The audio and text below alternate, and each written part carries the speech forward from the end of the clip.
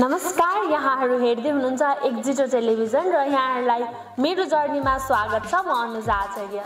माता भक्त कुमारी लामिछाने र पिता परशुराम लामिछानेको माइलो सन्तानको रूपमा गोर्खा जिल्लाको एक दुर्गम गाउँमा जन्मिनुभएका मेदिन लामिछानेले गाउँकै विद्यालयबाट आफ्नो प्रारम्भिक शिक्षा सुरुवात गर्नुभयो। ग्रामीण किसान परिवारमा जन्मिएर पनि अमेरिका जस्तो सम्पन्न मुलुकको विश्व प्रसिद्ध बैंक स्ट्रिट युनिभर्सिटीबाट आफ्नो अध्ययन पूरा गरी नेपाल फर्केर 30 जना शिक्षक र 60 जना विद्यार्थीबाट युलेन्स स्कुलको सुरुवात गर्नुभयो। विगत 3 दशक भन्दा लामो समयदेखि शिक्षा क्षेत्रमा आबद्ध रहनुभएका मेदिन लामिछाने हाल नेपालकै उत्कृष्ट विद्यालयहरू मध्येको एक युलेन्स स्कुलका प्रिन्सिपल हुनुहुन्छ। आज हामी उहाँसँगको अन्तर्वार्ता प्रस्तुत गर्दछौँ। नमस्कार, मेरो नाम मेदिन लामिछाने। म गोर्खा जिल्लाको तान्द्राङ गाविस वडा नम्बर 4, त्यो बेलाको गाविस, त्यो बेला हाम्रो गाउँ पञ्चायत थियो हैन, वडा नम्बर 4 मा थियो। अहिले चाहिँ त्यो परिवर्तन भएर भीमसेन थापा गाउँपालिका वडा नम्बर 3 मा पर्छ। म मध्यमवर्गीय हैन परिवारमा जन्मिएर हुर्किएँ। मेरो हजुरबुवा हजुरआमा, मेरो बुवा आमा दुवै पुस्ताको चाहिँ किसान हुनुहुन्थ्यो। किसान परिवारमा जन्मिएको हामी। मेरो एकजना दाइ, एकजना भाइ, 2 जना बहिनीहरू हुनुहुन्छ। हामी 5 जना, मेरो बुवाको 5 जना सन्तान। बुवाले कहिल्यै पनि सरकारी जागिर या कुनै जागिर खानु भएन। उहाँले चाहिँ आफ्नो छोराछोरी हुर्काउनमा समय खर्च गर्नुभयो र उहाँले जसरी हामीलाई हुर्काउनु भयो, मलाई लाग्छ एउटा आमा बुवाले आफ्नो छोराछोरीलाई आफ्नो साथमा राखेर हुर्काउँदाखेरि जुन जीवनमा डेभिएट हुने चान्सेसबाट बचिँदो रहेछ हैन। काहीँ न काहीँ हामी अहिले जहाँ छौँ त्यसमा चाहिँ बुवा आमाको जुन त्यो कन्ट्रिब्युसन छ, उहाँहरूले आफ्नै साथमा राखेर हामीलाई हुर्काउनु भयो हैन, त्यसले चाहिँ धेरै ठुलो अर्थ राख्छ भन्ने चाहिँ मलाई लाग्छ। कुन जिल्लाको कस्तो ग्रामीण परिवेश थियो, अलिकति सानो बेलाको कुरा काहीँ? हस्, म जति बेला गाउँमा हुर्किएँ त्यति बेला त्यो अब गाउँमा मोटरको बाटो थिएन, बिजुली बत्ती पनि थिएन। लक्किली मेरो विद्यालय र मेरो घरको दूरी चाहिँ कम थियो, किनभने म जुन स्कुलमा पढेँ त्यो चाहिँ 2007 सालमा स्थापना भएको स्कुल थियो, संस्कृत माध्यमिक विद्यालय। स्कुल र मेरो घरको दूरीको बिचमा चाहिँ 15-20 मिनट हिँडेदेखि पुगिन्थ्यो। त्यो भएर सानै उमेरमा पनि मलाई स्कुल पठाइयो। त्यो मौका हामीले पायौँ भनौँ न। त्यो मेरो भेगमा जो बालबालिका हुर्किरहेका थिए उनीहरूले, तर त्यो बेलाको परिस्थिति अरू गाउँहरूबाट चाहिँ हैन 1 घन्टा 1.5 घन्टा हिँडेर मेरो विद्यालयमा पढ्न आउने विद्यार्थीहरू हुन्थे। लाइफ एकदम डिफिकल्ट थियो हैन। म स्कुल पढ्दाखेरि अहिले पनि सम्झन्छु, हामीले नयाँ किताब भनेको चाहिँ त्यो कुनै किताब चेन्ज भयो भने नयाँ किताब किनेर पढ्ने हो, नभए चाहिँ हामीले जहिले पनि हामीभन्दा अघिल्लो ब्याजले पढेका विद्यार्थीहरूले किताबहरू गाता हालेर जोगाएर राख्ने चलन थियो। अनि आउने अर्को कक्षालाई चाहिँ बेच्थ्यौँ हामी हैन। त्यो सेकेन्ड ह्यान्ड, थर्ड ह्यान्ड किताबहरू हुन्थ्यो र अधिकांश विद्यार्थीहरूले चाहिँ त्यही हैन कसैले पढिसकेको किताबहरू पढेर हामी चाहिँ अगाडि बढ्दै गयौँ भनौँ न। संस्कृत विद्यालय पढ्यो भनेदेखि संस्कृत पनि पढ्नुहुन्थ्यो? हो, 10 कक्षासम्म मैले चाहिँ संस्कृत माध्यमिक विद्यालयमा संस्कृत नै पढेँ। हामीले संस्कृत पढ्दाखेरि अङ्ग्रेजी पनि पढ्न पर्थ्यो, गणित विज्ञान त पढ्न पर्थ्यो, तर त्यो बाहेक अरू 2 विषय चाहिँ हाम्रो अनिवार्य। अनि एउटा संस्कृत साहित्य पढेँ, अर्को संस्कृत व्याकरण र संस्कृत भाषा 50-50 नम्बरको थियो। 200 नम्बरको संस्कृत पढ्यौँ। म विद्यालय छँदा मलाई अहिले पनि याद छ, मजाले 10 कक्षामा पुग्दाखेरि संस्कृतमा वार्तालाप गर्न सकिन्थ्यो, संस्कृतमा भाषण गर्न सकिन्थ्यो। दैनिक कक्षा कोठाको बोलचालमा हामी संस्कृत भाषा नै प्रयोग गर्थ्यौँ त्यति बेला पनि हैन। अब अहिले चाहिँ धेरै समयको अन्तराल भयो, कसैले बोल्नु भयो भने म सबै मजाले बुझ्छु, तर आफूलाई बोल्न चाहिँ अहिले यो अभ्यास नभएको कारणले चाहिँ अलि अप्ठ्यारो लाग्छ हैन। धेरै कुरा त बिर्सियो होला पनि। स्कुल हुँदाखेरि यहाँको स्वभाव चाहिँ कस्तो थियो? एकदम पढाइतिर बढी अग्रसर हुनुहुन्थ्यो कि कुन क्रियाकलापहरू कस्तो हुन्थ्यो? मतलब त्यो बेलाको यहाँको हुन्छ नि पढाइ चाहिँ कस्तो खालको थियो? म कक्षा 1 मा भर्ना भएँ हैन। त्यो बेलामा हाम्रो प्री स्कुल हुँदैन थियो। कक्षा 1 देखि 7 कक्षासम्म पढ्दाखेरि म कक्षाको राम्रै विद्यार्थी थिएँ भन्ने लाग्छ हैन। तर मेरो एउटा स्वभाव कस्तो थियो भने म चाहिँ अलि इन्ट्रोभर्ट नै थिएँ होला, अन्तर्मुखी स्वभावको थिएँ। अगाडि गएर बोल्न अलि डर लाग्थ्यो त्यति बेला। अनि 7 कक्षामा पढ्दाखेरिको एउटा घटना याद छ। म त्यो बेलामा चाहिँ एउटा रेड क्रस दिवस मनाइयो विद्यालयमा। विद्यालयले हामी त्योभन्दा अगाडिको शुक्रबारको कार्यक्रममा चाहिँ प्राय के गर्थ्यौँ भने कार्यक्रम हुनुभन्दा अगाडि नै सकेसम्म बोल्न नपरे हुन्थ्यो, भाग लिन नपरे हुन्थ्यो भनेर भाग्थ्यौँ हामी हैन। त्यो दिनमा चाहिँ के गरियो, त्यो रेड क्रस दिवसको दिनमा भने त्यहाँ चाहिँ वक्तृत्व कला प्रतियोगिता थियो अनि कुनै विषय दिएको थियो। हाम्रो त्यो विद्यालयमा जो कर्मचारी हुनुहुन्थ्यो, सहायक कर्मचारी, उहाँ गेटमा बस्दिनु भयो। हामीले विद्यालयबाट भाग्ने मौका पाएनौँ हैन। भनेपछि कस्तो बाध्य पारियो, बोल्नै पर्ने अवस्था सृजना भयो। अनि त्यो कार्यक्रममा चाहिँ मैले कुनै एउटा विषयमा चाहिँ बोल्नुपर्ने बाध्यता भयो। अब सकि नसकी पनि एउटा चाहिँ भनौँ न हिम्मत निकालेर अगाडि गएर बोलेको दिन मलाई अहिले पनि याद छ। यो मेरो बोल्ने अगाडि टेबल थियो, टेबलको पछाडि बसेर हात राखेर बोल्नु पर्थ्यो। मलाई लाग्छ मेरो खुट्टा कामिरहेको थियो त्यति बेला हैन। अनि मैले बोलिसकेपछि अनि संसार जितेको जस्तो भयो अगाडि गएर बस्दाखेरि। अनि त्यति बेला परिणाम सुनाइयो। म त्यो वक्तृत्व कला प्रतियोगितामा चाहिँ म फर्स्ट भएछु हैन। अनि पुरस्कारहरू दियो। त्यसले चाहिँ मलाई यति धेरै इन्करेज गर्यो, ममा यति धेरै कन्फिडेन्स ल्यायो हैन। अनि त्यसपछिको कुनै पनि कार्यक्रमहरूमा चाहिँ म कहिले पनि पछाडि बसिनँ हैन। मलाई किन छानिएन, म किन छानिनँ, म जानुपर्छ, मैले बोल्नुपर्छ भन्ने कुरा चाहिँ मलाई त्यहाँबाट एकदमै प्रेरित गर्यो र म अलिकति अगाडि आएर मजाले अरूको अगाडि बोल्न सक्ने भएँ। एउटा चाहिँ अर्को विद्यालय पढ्दाखेरि उमेरको हिसाबले र साइजको हिसाबले म सबभन्दा सानो थिएँ कक्षा कोठामा चाहिँ। सबै विद्यार्थी मभन्दा उमेरले जेठा थिए र हैन साइजमा पनि मभन्दा ठुला थिए।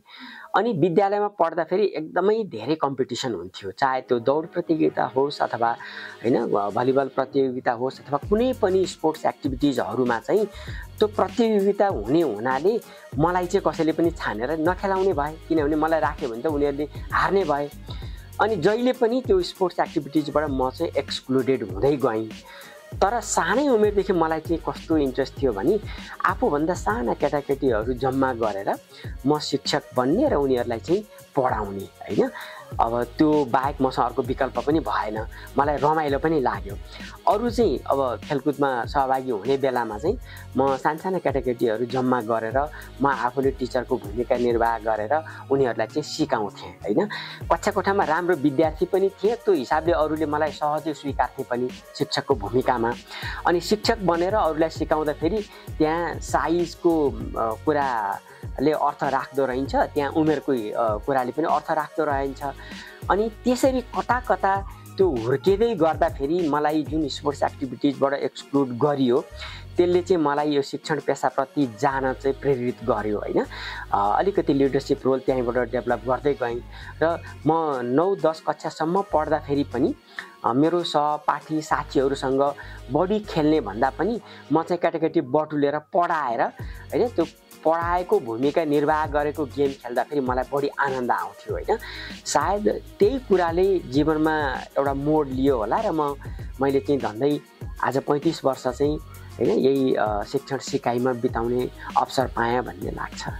स्कुल पढ्दाखेरि यहाँका सपनाहरू के थिए अथवा त्यतिखेर अभिभावकहरूले के बन्नुपर्छ भन्ने के हुन्थ्यो त्यतिखेरको समयमा? हामीसँग पढ्ने विद्यार्थीहरूको सपना भनेको चाहिँ जागिर खाने मात्रै हुन्थ्यो हैन। म एउटा राम्रो स्वरोजगार सिर्जना गर्छु भन्ने सोच कुनै पनि विद्यार्थीमा थिएन हैन। राम्रो पढ्ने, पास गर्ने र जागिर खाने एउटा मात्रै उद्देश्य हुन्थ्यो।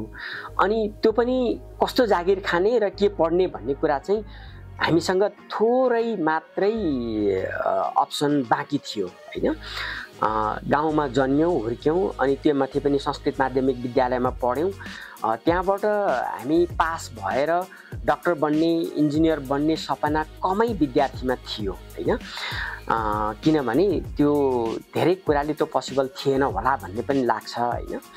पछिल्लो समय चाहिँ के भयो भने पास गरिसकेपछि चाहिँ हामीले गाउँमा हामीले देखेको रोल मोडल, हामीले देखेको भनौँ न भविष्यमा हामीले बन्न चाहेको व्यक्ति हामीले भेट्ने भनेको चाहिँ शिक्षक बाहेक अरू कोही पनि हुनु हुँदैन थियो। त्यहाँनिर बिहान गइन्थ्यो।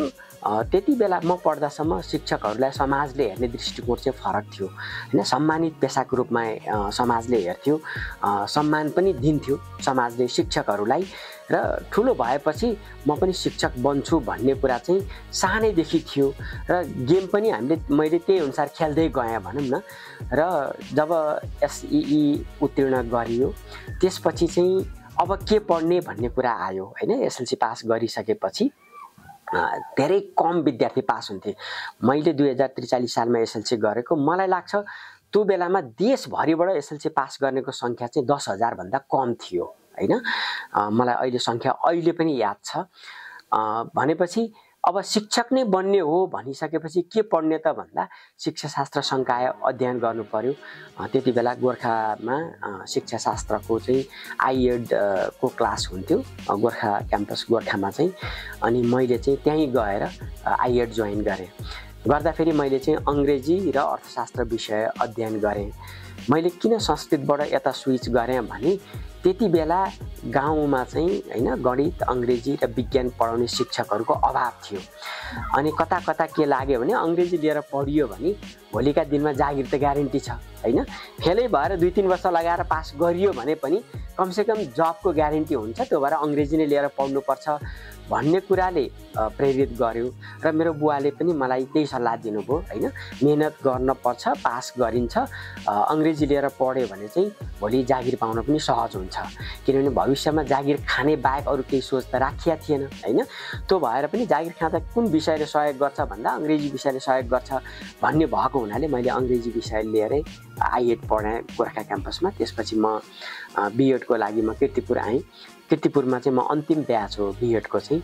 मैले त्यहाँ पनि अङ्ग्रेजी विषय लिएरै बिएड गरेँ। त्यसपछि महेन्द्र रत्न क्याम्पसमा फेरि अङ्ग्रेजीमै मैले मास्टर्स डिग्री गरेँ। काठमाडौँ आउनु भएको बेलालाई यसो याद गर्नुहोस्, कति सालको थियो, के सपना बोकेर पढ्ने मात्रै थियो कि आएर के गर्नुभयो? बस 2043 सालमा मैले एसएलसी गरेपछि 44 सालमा मैले आइएड जोइन गरेँ गोर्खा क्याम्पसमा। 2 वर्ष पढेँ होइन। 46 सालमा मैले आइएड सेकेन्ड इयरको जाँच दिएपछि त्यति बेला चाहिँ त्रिभुवन विश्वविद्यालयले रिजल्ट निकाल्नको लागि चाहिँ सामान्यतया अरू बेलामा पनि 1 वर्ष लाग्थ्यो होइन। त्यो बेलामा चाहिँ 46 सालको जनआन्दोलनको कारणले पनि रिजल्ट हुने समय चाहिँ अलिकति धकलियो होइन। 45 सालमा भूकम्प जाँदा फेरि त्यसले अलिकति धकल्याएको थियो। 46 सालमा आन्दोलन भयो, त्यसले चाहिँ रिजल्ट हुनको लागि धन्दै 14-15 महिना चाहिँ खाइदियो है। अनि आइएड सेकेन्ड इयरको जाँच दिएपछि गोर्खामै एउटा चाहिँ बोर्डिङ स्कुल खोलेको थियो गाउँमा। अनि त्यहाँ चाहिँ मैले त्यो समयको सदुपयोग गरेँ। रिजल्ट भइसकेको थिएन तर घरमा आइडियल बस्ने कुरा पनि भएन भनेर मैले त्यो बोर्डिङ स्कुलमा चाहिँ करिब 1 वर्ष त्यहाँ चाहिँ अध्यापन गरेँ। त्यसपछि रिजल्ट भयो, पास भएँ। त्यसपछि बिएड गर्नको लागि चाहिँ म काठमाडौँ आएँ। 46 सालको अन्त्य 47 सालको बिगिनिङतिरको कुरा। काठमाडौँ आएपछि अब त्यो पढ्ने मात्रै उद्देश्य थिएन। बिहानमा पढ्ने र दिउँसो चाहिँ जागिर खाने उद्देश्यले काठमाडौँ आएँ। आइसकेपछि काठमाडौँ आएको तेस्रो दिन मैले चाहिँ एउटा विद्यालयमा त्यहाँ टिचर खाली छ भन्ने थाहा भयो। त्यसपछि मैले अप्लाई गरेँ। मैले चाहिँ मेरो इन्ट्री त्यो विद्यालयमा चाहिँ संस्कृत भाषा शिक्षकको रूपमा प्रवेश गरेँ होइन। अङ्ग्रेजी पढे पनि त्यहाँ चाहिँ नेपाली र संस्कृत पढाउने टिचरको आवश्यकता रहेछ। मैले अप्लाई गरेँ। हामी 13-14 जना क्यान्डिडेट थियौँ त्यति बेला। अनि उहाँहरूले चाहिँ क्लास डेमोन्स्ट्रेसन गर्नुभयो, इन्टरभ्यू लिनुभयो। मलाई जुन 1 वर्ष मैले त्यो ग्याप समयमा पढाएको थिएँ त्यसले मलाई चाहिँ त्यहाँ छनौट हुन चाहिँ मद्दत गर्यो होइन। र उहाँहरूले मलाई चाहिँ 1 नम्बरमा नाम निकाल्नुभयो। त्यसपछि मैले त्यहाँ चाहिँ संस्कृत र नेपाली भाषा अध्यापन गर्न सुरु गरेँ। पछि मैले अङ्ग्रेजी पनि पढाएको छु भनेपछि सरले त अङ्ग्रेजी पनि पढ्नु भएको रहेछ, सरले चाहिँ त्यसो भए अङ्ग्रेजी नै पढाउनुहोस् भनेर त्यो संस्कृत र नेपाली 1 वर्ष पढाएपछि म चाहिँ अङ्ग्रेजी भाषा शिक्षकको रूपमा चाहिँ फेरि त्यहाँबाट चाहिँ चेन्ज भएँ र त्यो विद्यालयमा मैले करिब 15 वर्ष चाहिँ अध्यापन गरेँ एउटै विद्यालयमा। त्यहाँ चाहिँ डे टाइममा एकाडेमिक इन्चार्जको रूपमा काम गर्थेँ। बिहानमा मैले मास्टर्स डिग्री गरेपछि सिग्मा हैन हायर सेकेन्डरी स्कुल सोरखुट्टेमै छ, त्यो विद्यालयमा चाहिँ भाइस प्रिन्सिपलको रूपमा काम गरेँ। इभिनिङमा चाहिँ सरस्वती क्याम्पसमा पढाउँथेँ। भनेपछि एकै दिन बिहान सिग्मामा 6 बजेदेखि 11 बजेसम्म, त्यसपछि 11 बजेदेखि 4 बजेसम्म निलगिरीमा पढाउँथेँ।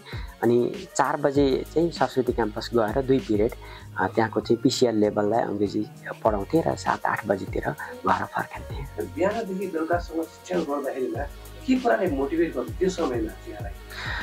दुईटा कुराले। एउटा चाहिँ शिक्षण पेसा चाहिँ अब मेरो त्यो बाध्यता मात्रै होइन, मैले शिक्षण गर्दा मलाई चाहिँ रमाइलो पनि लाग्थ्यो पहिलो कुरा चाहिँ। दोस्रो कुरा त्यो सानै उमेरदेखि त्यो पेसाप्रतिको लगाव भएर होला मैले विद्यालय पढ्दाखेरि जे समस्या भोगेँ नि त्यो समस्या भोगेको कुरामा चाहिँ मैले अलिकति अध्ययन सुरु गरेँ हैन। म कक्षा कोठामा हुँदाखेरि मलाई पढाउने शिक्षकहरूले हामी सबैलाई एउटै तरिकाले पढाउनुहुन्थ्यो हैन, एउटै पाठ्यपुस्तक पढाउनुहुन्थ्यो। म अहिले पनि मलाई कसैले पढाएको भन्दा म चाहिँ सेल्फ टट पर्सन भन्न मन लाग्छ। मलाई अरूले पढाएको भन्दा आफैले पढाएको म छिटो आफैले पढेर अध्ययन गरेर बुझेँ भने म छिटो बुझ्छु। जबसम्म मैले बुझ्दिनँ फेरि मलाई त्यो अरूले भनेर त्यो मैले चाहिँ त्यो बोध गर्दिनँ हैन। त्यो भएको हुनाले पनि अब मलाई अलिकति मैले फरक ढङ्गले पढाउन पर्छ भनिसकेपछि त्यो मैले क्लासरुममा गएर फरक ढङ्गले पढाउँदाखेरि चाहिँ विद्यार्थीहरूले पनि एकदमै मनोरञ्जन लिएको होइन, इन्जोय गरेको, धेरै सिकेको। विद्यार्थीसँग मैले पढाउँदाखेरि अहिले पनि मेरो उत्तिकै राम्रो सम्बन्ध छ।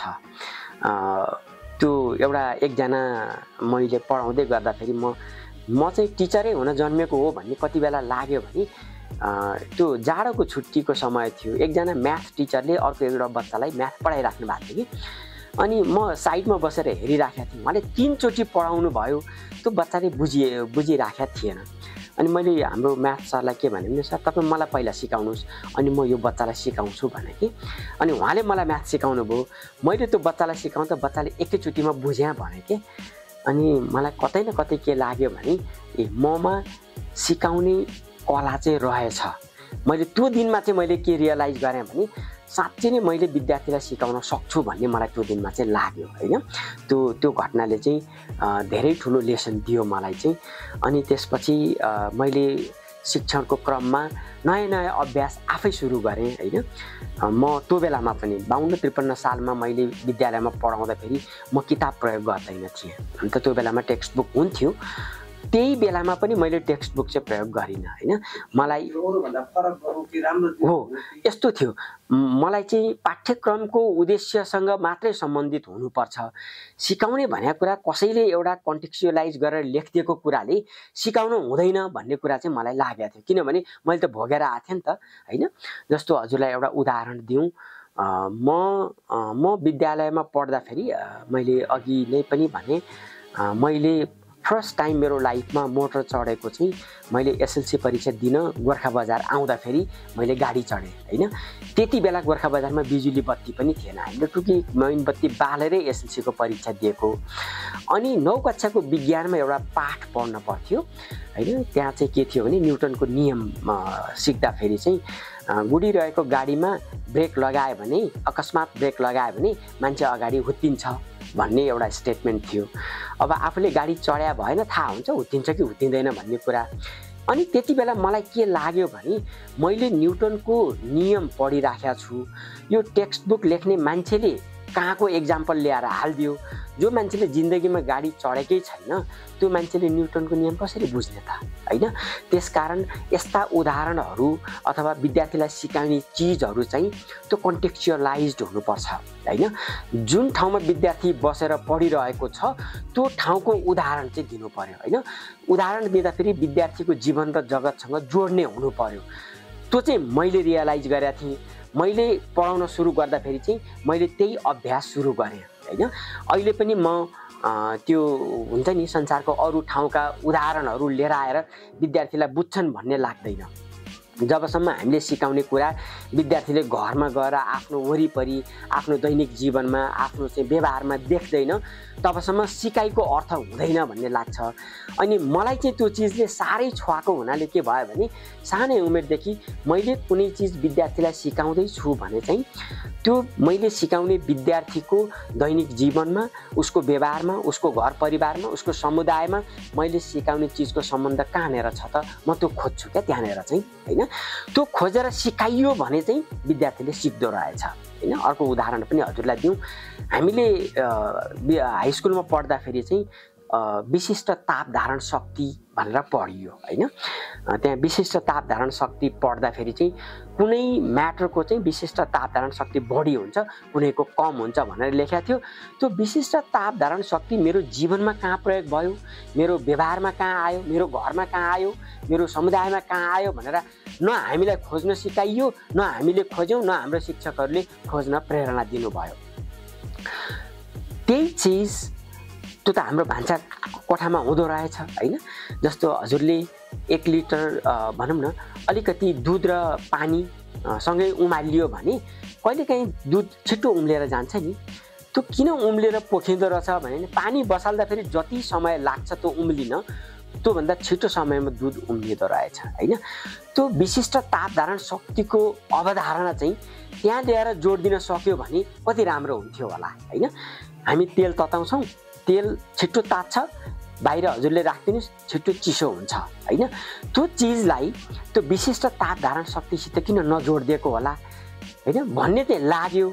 अब मैले त्यसरी पढेँ त्यसकारण मैले दुःख पाएँ, होइन? मैले पढाउने विद्यार्थीलाई चाहिँ मैले सिकाउने कुराको जे चिज सिकाउँछु त्यो चाहिँ दैनिक जीवन उसको व्यवहार उसको घर उसको समुदायमा जोड्न पर्छ। मेरो जोड चाहिँ त्यसमा रह्यो। त्यो कारणले पनि मलाई लाग्छ मैले सिकाउने कक्षा कोठाहरूमा चाहिँ सिकाइ अलि अर्थपूर्ण हुन्छ कि भन्ने लाग्छ, होइन? त्यो भएर पनि विद्यार्थीहरूले इन्जोय गरे भन्ने चाहिँ अहिले चाहिँ महसुस भइरहेछ। एडुकेसनलाई प्र्याक्टिकल एप्रोच दिनुपर्छ भन्ने यहाँको सोच रहेछ। सो यहाँले स्कुल पढ्दाखेरिमा आफैलाई त्यो रियलाइज भएको हो कि मैले प्र्याक्टिकल एडुकेसन पाएन भनेर, अथवा अबको समयअनुसार चाहिँ विद्यार्थीलाई प्र्याक्टिकल एडुकेसन दिनुपर्छ भन्ने यहाँलाई सोच आएको हो? होइन, पहिला त मलाई त्यो ज्ञान थिएन, तर भित्र अन्तर्मनमा कतै न कतै चाहिँ के हुन्थ्यो भने सरले पढाइराख्नु भएको छ, होइन? मैले किन बुझिराखेको छैन, होइन? सरले पढाइराख्नु भएको छ, होइन? अरू साथीहरूले किन बुझेका छैनन् भन्ने चाहिँ लाग्थ्यो। समस्या त्यति बेला हामीले पढाउने गुरुहरूमा समस्या देखेनौँ, होइन? समस्या चाहिँ हामीमै कमजोरी छ, किनभने उहाँले पढाउनु भएको हामीले बुझेनौँ भन्ने चाहिँ मनमा जहिले पनि लाग्यो। कक्षा कोठामा कक्षा 1 देखि 10 सम्म पढ्दाखेरि कहिले पनि शिक्षकको कमजोरीको कारणले हामीले सिकेनौँ भन्ने चाहिँ कहिले पनि लागेन। तर अहिले आएर चाहिँ के कुराको बोध भएको छ भने उहाँले हामीलाई जो गुरुहरूले सिकाउनु भयो कमजोरी चाहिँ हामीमा होइन उहाँहरूमा रहेछ भन्ने अहिले चाहिँ बोध भएको छ। यदि हामीलाई सिकाउने गुरुहरूले हाम्रो सिक्ने शैली हाम्रो सिक्ने गति र हाम्रो पृष्ठभूमि अनुसार सिकाइदिएको भए हामी सिकिन्थ्यो होला, सजिलै सिकिन्थ्यो होला, होइन? सिकाइमा हामीले सङ्घर्ष गर्न पर्दैन थियो होला। त्यो चाहिँ अहिले चाहिँ लाग्छ कि उहाँहरूले तालिम पाउनु भएन, उहाँहरूले किताब चिन्नुभयो, उहाँहरूले पाठ चिन्नुभयो, उहाँहरूले आफूलाई पढाउने विद्यार्थीलाई चिन्नु भएन, होइन? जबसम्म एउटा शिक्षकले आफूले पढाउने विद्यार्थीलाई चिन्नुहुन्न, त्यो पाठ चिनेर जानेर, होइन? पाठ्यक्रम चिनेर जानेर पाठ्यपुस्तक चिनेर जानेर चाहिँ सिकाउन सकिँदैन हैन। त्योभन्दा अगाडि चाहिँ शिक्षकले विद्यार्थीलाई चिन्न पर्यो, उसको पृष्ठभूमि चिन्न पर्यो हैन, उसको सिक्ने शैली चिन्नु पर्यो, उसको सिक्ने गति चिन्नु पर्यो। हो यो चिज चाहिँ म विद्यालयमा हुँदाखेरि चाहिँ धेरै ठुलो खाडल थियो हैन। शिक्षकहरूको बुझाइको कमजोरी रहेछ भन्ने कुरा चाहिँ अहिले आएर मैले थाहा पाएँ हैन। त्यो भएर अहिले यही कुरामा मैले चाहिँ के जोड दिने गरेको छु भने एउटा शिक्षक कक्षामा शिक्षण गर्दै गर्दाखेरि तपाईले पाठ जान्न जरुरी छ, पाठ्यक्रम जान्न जरुरी छ हैन, अवधारणा थाहा पाउन जरुरी छ। तर त्यो भन्दा बढी चाहिँ तपाईले आफूले पढाउने विद्यार्थीलाई चिन्न र जान्न जरुरी छ, उसको पृष्ठभूमि थाहा पाउन जरुरी छ, उसको सिक्ने शैली र गति थाहा पाउन जरुरी छ। यदि थाहा पाइयो भने कुनै पनि शिक्षकले पढाएको कुनै पनि विद्यार्थीले नसिक्ने भन्ने चाहिँ हुँदैन हैन। जहिले पनि हामी विद्यार्थीलाई दोष दिन्छौँ किनभने ऊ बोल्न सक्दैन नि त हैन। शिक्षकले पनि के भन्नुहुन्छ भने कक्षा कोठामा जानुहुन्छ, पढाउनुहुन्छ, मैले मेरो विद्यार्थीलाई 10 चोटि सिकाएँ, यो विद्यार्थीले सिकेन हैन, यो विद्यार्थी बुद्धु छ भन्छौँ। तर त्यो विद्यार्थीको मनले पनि भनिराखेको छ नि यो शिक्षकले मलाई 10 चोटि सिकाउनु भयो र पनि पढाउन सक्नु भएन, त उसको मनले पनि भन्दो हो नि त त्यहाँनेर, किनभने उसले बोल्न सक्दैन र भन्दैन मात्रै हैन। तर अब चाहिँ परिस्थिति उल्टिएको छ हैन। यत्तिकै पहिलाको तरिकाले हामी शिक्षण सिकाइ क्रियाकलाप अगाडि बढाइयो भने अब त्यस्ता शिक्षकहरू त्यो पेसामा बाँच्न चाहिँ अब चाहिँ कठिन नै छ। बिहानको कलेज, स्कुल, फेरि कलेज, त्यसपछि यात्रा कति समय रह्यो र अगाडि बढौँ न। हस्, म यसरी हुन त म बिहानदेखि बेलुकासम्म व्यस्त थिएँ। त्यसमाथि पनि मलाई त्यो सानै उमेरदेखि चाहिँ यो शिक्षकहरूलाई तालिम दिन चाहिँ असाध्यै मन पर्थ्यो। आफूले थाहा पाएको कुरा आफूमा मात्रै सीमित राख्न हुँदैन र मैले यो कुरा चाहिँ अरू शिक्षक साथीहरूलाई पनि सिकाउनु पर्छ भन्ने मेरो सोच थियो। म जुन विद्यालयमा काम गर्थेँ त्यो विद्यालयले मलाई मौका पनि दियो र स्पेस पनि क्रिएट गरिदियो हैन। त्यसरी त्यो शिक्षकहरूलाई तालिम दिने क्रममा चाहिँ अगाडि बढ्दै जाँदाखेरि फ्रेन्ड्स अफ निडी चिल्ड्रन भन्ने एफएनसी भन्ने एउटा संस्था थियो। एफएनसीले चाहिँ विभिन्न जिल्लाहरूमा चाहिँ यो सरकारी स्कुलहरूमा टिचरहरूको कोटा दिने र ती टिचरहरूलाई जुन एफएनसीले स्पोन्सर गरेको टिचरहरूलाई चाहिँ हरेक वर्ष चाहिँ तालिमको कार्यक्रम हुन्थ्यो। त्यही क्रममा चाहिँ म हरेक वर्ष करिब त्यो जाडोको 1 महिना छुट्टी चाहिँ म पाल्पा, रूपन्देही, गोर्खा, धादिङ यो 4वटा जिल्लामा चाहिँ एफएनसीले राखेको शिक्षकहरूलाई तालिम दिन चाहिँ जान्थ्यौँ। हामी करिब 1 हप्ता प्रत्येक जिल्लामा 1-1 हप्ताको तालिम दिएर फर्कन्थ्यौँ। अनि त्यो तालिम दिँदाखेरि चाहिँ जो शिक्षकले तालिम पाउनुभयो उहाँहरूले पनि मैले दिएको त्यो तालिमको तरिकालाई मन पराइदिनु भयो हैन। उहाँहरूले चाहिँ रिक्वेस्ट पनि गर्नुभयो। हाम्रो त्यति बेला चाहिँ एफएनसी हाम्रो सोम पनेरू जो अहिले हाम्रो युनेस स्कुलको युनेस एजुकेसन फाउन्डेसनको प्रेसिडेन्ट पनि हुनुहुन्छ, उहाँ मार्फत चाहिँ त्यो शिक्षकहरूले के भन्नुभएछ भने अब त्यति बेला म सानै थिएँ हैन, अनि उहाँलाई नै लिएर आउन पाएँ भने एकदम मिनिङफुल हुन्छ भनेर उहाँले रिक्वेस्ट गर्नुभएको रहेछ। कारण चाहिँ मलाई अहिले पनि के लाग्छ किन उहाँले रिक्वेस्ट गर्नुभयो भने मैले एजुकेसनको थ्योरी चाहिँ प्र्याक्टिसमा लैजाँदाखेरि म चाहिँ गाउँमा जन्मेर हुर्केको हैन, शिक्षकहरू पनि गाउँमै पढाउनु पर्ने र मैले त्यो पढाउने तरिका त्यो कन्टेक्स्चुअलाइज गरिछु क्या त्यहाँनेर, जसले उहाँहरूलाई बुझ्न चाहिँ एकदम सहज भएको रहेछ हैन। त्यो मौका पाएँ मैले।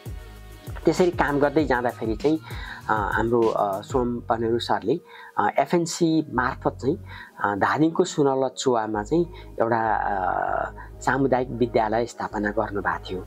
अनि त्यो सामुदायिक विद्यालयमा चाहिँ शिक्षकहरूलाई तालिम दिनुपर्ने सोम सरले एक दिन रिक्वेस्ट गर्नुभयो, मैले तालिम त्यहाँ गएर टिचरहरूलाई तालिम दिन पर्छ, तपाईँ भ्याउनुहुन्छ भन्नुभयो।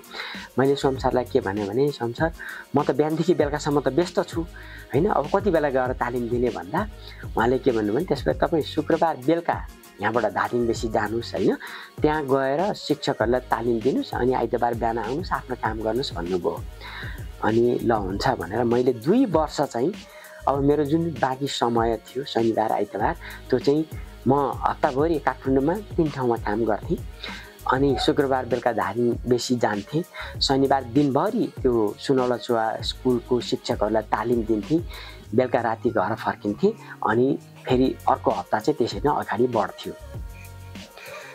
मैले त्यहाँ 2 वर्ष तालिम दिँदाखेरि जुन तरिकाले शिक्षकहरूको सिकाउने शैलीमा परिवर्तन भयो, मलाई लाग्छ एफएनसी र हाम्रो सोमपनेरू सरलाई त्यो चिज चाहिँ राम्रो लाग्यो भन्ने लाग्यो मलाई हैन।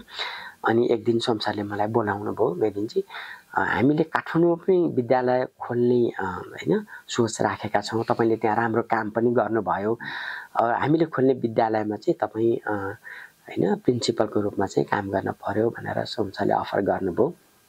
अनि मैले सोम सरलाई भने, सोम सर मलाई शिक्षकलाई कसरी तालिम दिनुपर्छ मलाई थाहा छ हैन, करिकुलम के हो मलाई थाहा छ हैन, पाठ्यपुस्तक के हो थाहा छ, कसरी विद्यार्थीलाई मूल्याङ्कन गर्नुपर्छ त्यो पनि थाहा छ हैन।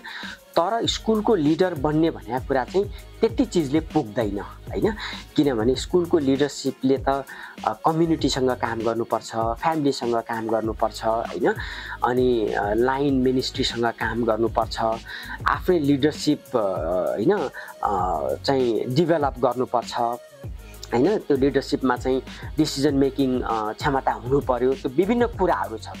त्यो टिचरलाई डेभलप गर्ने कुरा र स्कुलको लिडर बन्ने कुरामा चाहिँ नितान्त फरक चिजहरू छ। स्कुलको लिडर बन्नलाई टिचर ट्रेनर चाहिँ हुनुपर्छ, नत्र इन्स्ट्रक्सनल लिडर बनिँदैन। तर त्यतिले मात्रै पुग्दैन भनिसकेपछि अनि सोम सरले हाम्रो गाई युनियनसँग कुरा गर्नुभयो र दुवैजनाले के निर्णय गर्नुभयो भने ल ठिक छ, त्यसो हो भने तपाईलाई चाहिँ हामी राम्रो टिचर्स कलेजमा चाहिँ हामी पढ्न पठाउँछौँ भन्नुभयो। मैले एक्सप्लोर गरेँ, bank street graduate school of education जुन न्युयोर्क सिटीमा छ, त्यो चाहिँ प्रोग्रेसिभ एजुकेटरहरूले खोलेको युनिभर्सिटी थियो, टिचर्स कलेज थियो। त्यसपछि म 2003 मा म युएस गएँ। मैले त्यहाँ गएर एजुकेसन लिडरसिपमा एडभान्स्ड मास्टर डिग्री गरेर 2004 को जुनमा नेपाल फर्केँ हैन। अनि फर्किसकेपछि इनिसियल्ली आइडिया के थियो फाउन्डेसनको भने हामीले कुनै एउटा सरकारी विद्यालय टेकओभर गर्ने र त्यो सरकारी विद्यालयलाई चाहिँ हामीले ट्रान्सफर्म गर्ने, त्यो आइडिया थियो सुरुमा चाहिँ हैन। धेरै पब्लिक स्कुलहरूसँग कुरा भयो तर कसैले पनि उहाँहरूले चाहिँ राजी हुनु भएन। भनेको फन्डिङ गरिदिनुस्, सामान ल्याइदिनुस् हैन, इन्फ्रास्ट्रक्चर बनाइदिनुस्, लिडरसिप हामी नै लिन्छौँ हैन, हाम्रो फाउन्डेसनले पठाएको लिडरसिपलाई हाम्रो काम चाहिँ जानेर हैन सहायक भूमिका मात्रै हुने भयो। त्यति गरेर स्कुल ट्रान्सफर्म गर्न सकिन्छ भन्ने फाउन्डेसनलाई लागेन। त्यसपछि हैन त्यसो हो भने अब यदि हाम्रो सोच अनुसारको विद्यालय खोल्ने हो भने आफ्नै विद्यालय चाहिने रहेछ भनेर 2006 जनवरीमा चाहिँ युनियन्स एजुकेसन फाउन्डेसन स्थापना भयो सोम पनेरू सरको अध्यक्षतामा। अनि त्यसपछि हामीले 30 जना टिचर रिक्रुट गर्यौँ। जति बेला विद्यालयमा हामीले 30 जना टिचर रिक्रुट गर्यौँ, स्कुल कहाँ हुन्छ त्यो पनि थाहा थिएन, स्कुलको नाम के हुन्छ त्यो पनि थाहा थिएन हैन। प्रिन्सिपल म हुने कुरा 2002 मै निर्णय भइसकेका थियो हैन। शिक्षक हामीले रिक्रुट गरिसकेका थियौँ र तालिम सुरु गरियो।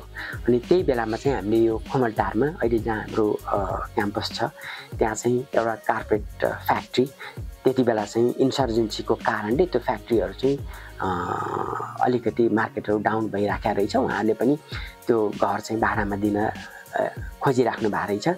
अनि त्यो कार्पेट फ्याक्ट्रीलाई चाहिँ हामीले स्कुलमा कन्भर्ट गऱ्यौँ हैन। र पहिलो वर्ष 30 जना शिक्षक र 60 जना विद्यार्थीबाट हामीले सुरु गऱ्यौँ।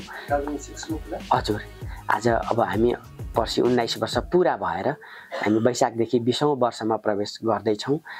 आज 20 वर्षमा आइपुग्दाखेरि हामीसँग 1400 भन्दा बढी विद्यार्थीहरू यहाँ अध्ययन गर्छन्, किन्डरगार्टनदेखि आइबी डिप्लोमा 12 कक्षासम्म र झन्डै 300 भन्दा बढी शिक्षक कर्मचारीहरूले चाहिँ काम गरिराख्नु भएको छ। हामीले विद्यालय सुरु गर्दाखेरि अरूको भन्दा फरक ढङ्गको विद्यालय थियो हैन।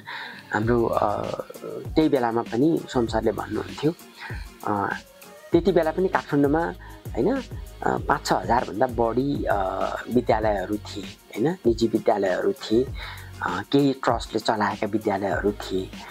अनि यो स्कुलको स्थापना चाहिँ त्यो संख्यामा +1 गर्न खोलिएको होइन हैन। यसको आफ्नै आइडेन्टिटी छ, यसको आफ्नै फिलोसफी छ। यो अरूभन्दा भिन्न विद्यालय हो भन्ने हिसाबले सुरु गरेको हुनाले काहीँ न काहीँ हाम्रो डेस्टिनेसन चाहिँ हामी राम्रै ठाउँमा पुग्छौँ भन्ने त थियो। तर 20 वर्षमा हामीले जे अचिभ गरियो, प्यारेन्टहरूले जुन विश्वास गर्नुभयो विद्यालयलाई होइन, र विद्यालय चाहिँ फेरि यो ट्रस्ट होइन, यो यसमा हाम्रो कोही सेयर होल्डर हुनुहुन्न, यहाँ कसैको लगानी छैन र स्कुलले जति पनि सरप्लस गेन गरेको छ त्यो चाहिँ विद्यालयकै डेभलपमेन्टमा, टिचरको डेभलपमेन्टमा होइन, लर्निङ इन्हान्समेन्टमा खर्च हुने हुनाले हामीलाई चाहिँ एउटा चाहिँ हामी ट्रस्टमा भएकोले पनि प्रिभिलेज भयो होइन, किनभने डिभिडेन्ड बाँड्न परेन, कसैको खल्तीमा गएन, त्यो चिजलाई हामीले स्कुलकै डेभलपमेन्टमा चाहिँ रिडिरेक्ट गर्न पाइयो होइन। त्यसले पनि हाम्रो ग्रोथमा चाहिँ काहीँ न काहीँ धेरै ठुलो सपोर्ट गर्यो भन्ने लाग्छ। यहाँले 2006 मा 30 जना कर्मचारी, शिक्षक र 60 जना विद्यार्थीबाट सुरु गर्दाखेरिको युलेन्सको सपना सोच के थियो र हाल यो अवस्थामा आइपुग्दा के कुरा दिनुभएको छ, विशेषताहरू के छन्, अब स्कुलको बारेमा के भन्नुहुन्छ? अब अघि नै मैले भने यस विद्यालय चाहिँ युलेन्स एजुकेसन फाउन्डेसन होइन, जुन चाहिँ हाम्रो नाफा वितरण नगर्ने कम्पनी होइन, भनेको सेयर होल्डर कोही पनि हुन्न, डिभिडेन्ड कसैले पनि लैजानुहुन्न, किनभने सेयर होल्डरै हुनुहुन्न होइन, ले स्थापना गरेको विद्यालय हामीले 2006 मा एउटा खुमलटारबाट सुरु गऱ्यौँ होइन। सुरु गर्दाखेरि के थियो भने हाम्रो क्याचमेन्ट एरिया कति हुने होइन, हामीले चाहिँ त्यो सोचिराखेका थिएनौँ। दोस्रो वर्ष हामीले जति विद्यार्थी चाहेको थियौँ त्यो सबै विद्यार्थीहरूले हामीले भर्ना गऱ्यौँ। त्यसपछि विद्यालयको चाहिँ वेटिङ लिस्टमा विद्यार्थीहरूको सङ्ख्या चाहिँ धेरै हुन थाल्यो होइन। एउटै कक्षामा चाहिँ हामीसँग 250-300 जना विद्यार्थीसम्म वेटिङमा चाहिँ हुनुहुन्थ्यो। जति बेला फाउन्डेसनले विद्यालय सुरु गर्यो यसको चाहिँ 2-3 वटा चाहिँ फिलोसफिकल फाउन्डेसन थियो होइन। सबभन्दा पहिलो कुरा चाहिँ युलेन्स स्कुलले दिने शिक्षा चाहिँ वर्ल्ड क्लास हुनुपर्छ होइन, पहिलो फिलोसफी यो थियो। दोस्रो चाहिँ यसको आफ्नै सामाजिक उत्तरदायित्व यसले वहन गर्नुपर्छ भन्ने थियो। त्यो भएर सुरुका दिनमा हामीले चाहिँ हाम्रो मोडल चाहिँ कस्तो अपनाइयो भने हामीसँग 3 किसिमका विद्यार्थीहरू हामीले भर्ना गऱ्यौँ। एउटा जसले यो खालको एजुकेसन चाहिँ अफोर्ड गर्न सक्नुहुन्छ, फुल फी पेइङ अभिभावकहरू आउनुभयो। अर्को हामी त्यो अभिभावकको वर्गलाई हामी चाहिँ स्यान्डविच पपुलेसन भन्छौँ होइन। कोही मिडियामा लाग्नु भएको छ, कलाकारिता गर्नुभएको छ होइन, किताबहरू लेख्नु भएको छ, राज्यलाई कतै न कतै योगदान दिनुभएको छ हजुरले होइन, तर यो खालको फी तिरेर फेरि हजुरले पढाउन सक्नुहुन्न भने स्कुलले चाहिँ के गर्न पर्यो भने यदि हजुरले राज्यलाई योगदान दिनुभएको छ भने विद्यालयले राज्यलाई योगदान गरेका व्यक्तिहरूलाई कदर गर्नुपर्छ। हजुरले जति सक्नुहुन्छ त्यति तिर्ने हो, बाँकी चाहिँ विद्यालयले सब्सिडी दिएर उहाँहरूको बालबच्चालाई चाहिँ विद्यालयमा ल्याउनुपर्छ भन्ने दोस्रो क्राइटेरिया थियो। तेस्रो क्राइटेरिया चाहिँ हामीले अब केही वर्ष अघिसम्म होइन, अहिले अलिकति नियम चेन्ज भएको छ, त्यो पनि म हजुरलाई भन्छु। हामीले 20% भन्दा बढी विद्यार्थीहरूलाई चाहिँ पूर्ण छात्रवृत्तिमा चाहिँ विद्यालयमा चाहिँ हामीले पढायौँ। भनेको एक हिसाबले करिब होइन 60-65% प्यारेन्टले चाहिँ फुल फी तिर्नुहुन्थ्यो होइन, केही प्रतिशत प्यारेन्टहरूले चाहिँ सब्सिडाइज रेटमा पढाउन पाउनुभयो र झन्डै 20% भन्दा बढी विद्यार्थीहरू चाहिँ जुन विद्यार्थीहरू होइन गरिब असहाय पिछडिएको वर्गको विद्यार्थीहरू जसले लाइफमा यो खालको एजुकेसनमा कहिले पनि एक्सेस हुँदैन थियो, त्यस्तो विद्यार्थीहरूलाई लिएर आएर कक्षा कोठामा चाहिँ हामीले पढायौँ होइन। कक्षा कोठाको संरचना हेर्दाखेरि कस्तो देखिन्थ्यो भने समाज जस्तो छ त्यस्तै देखिन्थ्यो होइन। अहिले पनि छ, समाजमा महिला पुरुष झन्डै आधा छन्, हाम्रो कक्षामा केटा र केटीको सङ्ख्या झन्डै आधा छ। समाजमा विभिन्न एथनिसिटी भएका मान्छेहरू बसोबास गर्छन्। हाम्रो कक्षामा पनि हामीले सकेसम्म डाइभर्स एथनिक ग्रुपको बच्चाहरू लिएर आएर चाहिँ पढाइराखेका छौँ। अनि प्यारेन्टको प्रोफेसनल डाइभर्सिटी पनि छ होइन। अनि त्यसपछि अर्को भयो इकोनोमिक डाइभर्सिटी होइन। हामी अफोर्ड गर्न सक्ने अभिभावक पनि हुनुहुन्छ, अफोर्ड गर्न नसक्ने अभिभावक पनि हुनुहुन्छ होइन। सक्नेसँग लिने र नसक्नेको बच्चाहरूलाई चाहिँ फेरि यो एजुकेसन चाहिँ दिने होइन। अब सङ्ख्याको हिसाबले हामी कहाँ 600 जना विद्यार्थी हो होइन, सङ्ख्या धेरै हामीले लिएर आउन सकेनौँ, तर झन्डै 20% त्यस्ता विद्यार्थीहरूलाई चाहिँ हामीले लिएर आएर पढाइराखेका छौँ। आखिर त्यो 20% विद्यार्थीले जुन पूर्ण छात्रवृत्ति पाएर अध्ययन गरे त्यति बेला अथवा चाहिँ जसले सब्सिडाइज रेटमा चाहिँ अध्ययन गराउने चाहिँ मौका पाउनुभयो, आखिर फेरि त्यही जो फुल फी पेइङ अभिभावक हुनुहुन्थ्यो उहाँहरूकै तिरेको पैसाले चाहिँ अरू विद्यार्थीहरूलाई बेनिफिट पाएको हो, किनभने अरू यहाँ यसको अर्को फन्डिङ सोर्स त केही पनि छैन। भनेपछि त्यो हिसाबले पनि हजुरले आफ्नो केटाकेटीलाई यहाँ पढाउँदाखेरि एउटा प्लेजर के छ भने मैले मेरो छोराछोरीलाई पनि पढाएको छु, साथमा हैन जुन एउटा वर्ग छ त्यो वर्गले यो खालको एजुकेसन पाउँदैन थियो उसको लागि पनि हजुरले कन्ट्रिब्युट गरिराख्नु भएको छ भन्ने त्यो प्लेजर पनि छ के हैन। त्यो चाहिँ ठुलो प्लेजर हो जस्तो लाग्छ, अभिभावकहरूले अप्रिसिएट पनि गर्नु भएको छ हैन। पछिल्लो यो 3 वर्षदेखि चाहिँ हामी ललितपुरमा विशेष सुविधायुक्त क श्रेणीको विद्यालयमा वर्गीकृत भएको छौँ हैन। त्यस्तो विद्यालयहरूले चाहिँ अब कानुन अनुसार के छ भने शिक्षण शुल्कको 18% रकम चाहिँ हामीले छुट्याउनु पर्छ र त्यो रकम चाहिँ नगरपालिका भित्रको पब्लिक स्कुलको लर्निङ इन्हान्समेन्टमा हैन, इन्फ्रास्ट्रक्चर डेभलपमेन्टमा, टिचर ट्रेनिङमा चाहिँ खर्च गर्नुपर्छ हैन। अब जुन हामीले स्कलरसिप दिएर लिएर आएको विद्यार्थीहरू थियो त्यो सङ्ख्या अलिकति घट्यो हैन। जुन हामीले 20% भन्दा बढी दिइराखेका थियौँ, अब अहिले 20% त नहोला, तर पनि त्यो वर्गको विद्यार्थीहरू पनि कन्टिन्यू गरिराखेका छौँ। त्यसको साथमा चाहिँ जुन 18% शिक्षण शुल्कको हामीले चाहिँ नगरपालिका भित्रको सार्वजनिक विद्यालयमा हैन को सिकाइ इन्हान्समेन्टमा खर्च गर्नु पर्थ्यो, अब त्यो चाहिँ त्यता रिडिरेक्ट हुन्छ। यो पनि राम्रै होला, किनभने त्यही पैसा हामीले लगेर पब्लिक एजुकेसनमा खर्च गर्दाखेरि चाहिँ पब्लिक एजुकेसन पनि राम्रो हुने भयो हैन। हामीले 1 वर्ष सानो काम गरौँला, लामो समय फेरि सबै यो वर्गको विद्यालयहरूले चाहिँ काम गरे भने एउटा इम्प्याक्टफुल काम हुन्छ होला जस्तो लाग्छ त्यहाँनिर चाहिँ। सर जिन्दगीले चाहिँ के सिकाएछ? सबभन्दा पहिला आफ्नो डेस्टिनेसन तपाईँले फाइन्ड आउट गर्नुभयो भने नि धेरै ठुलो सपना राख्न पर्दैन। मेरो गन्तव्य यहाँ हो भन्ने कुरो यदि हामीले सानै उमेरमा थाहा पाइयो भने हैन सफल बन्न त्यसले धेरै ठुलो मद्दत गर्दो रहेछ हैन। म हुर्किँदै गर्दा विद्यालय पढ्दै गर्दाखेरि म शिक्षक बाहेक अरू केही बन्छु भन्ने मेरो सपनै थिएन हैन। मौका पाएर पनि मलाई जान मन लागेन त्यतातिर चाहिँ हैन। त्यो मेरो रुचिको विषय थियो हैन।